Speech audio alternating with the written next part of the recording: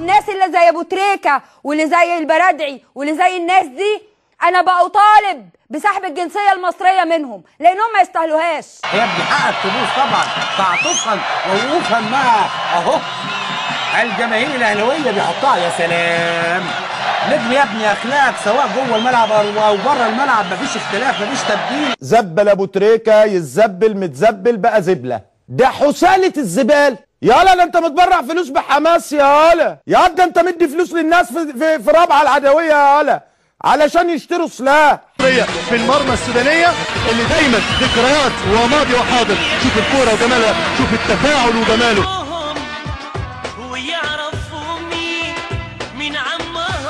هو مش انت لما بتيجي تلعب ماتش كوره بيقبضوك على قلبك قد كده وبتاخد فلوس قد كده؟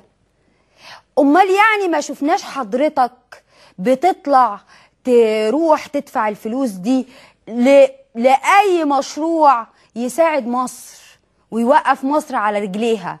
طبعا يعني الواحد دايما متعود ان هو يجي الصرح الكبير ده، ودايما الواحد بيتمسك بالصروح الناجحه، يعني الصروح اللي بيبقى لها هدف نبيل ان هي خدمه الناس وخدمه الناس المصريين الفقراء.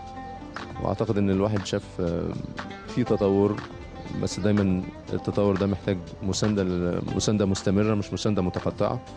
واعتقد ان المستشفى محتاجه مسانده في الفتره الجايه كبيره من كل الافراد من كل المؤسسات.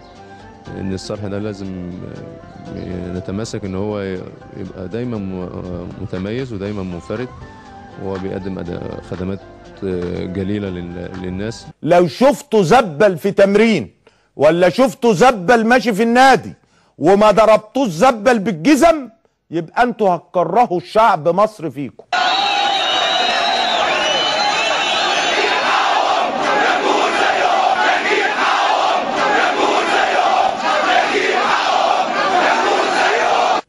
لا مبدأ ولا دين ولا ضمير ولا أخلاق، وأعني كل كلمة بقولها وأعني كل كلمة بنطقها على هذا المخلوق.